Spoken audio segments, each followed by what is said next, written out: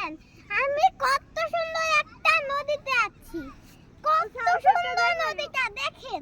আর আমি এখন আপনাদের পানিটা ধরে দেখাচ্ছি। না ধরে দেখানো হতে হবে না। আমি পানিটা ধরে দেখাচ্ছি।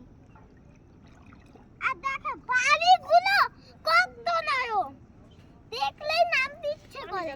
দেখলে যদি নামতে ইচ্ছে করে তাহলে লোকের জন্য আমি একটু নামি নিচে দেখেন কত মজা লাগছে। দেখে ওয়াও দেখো।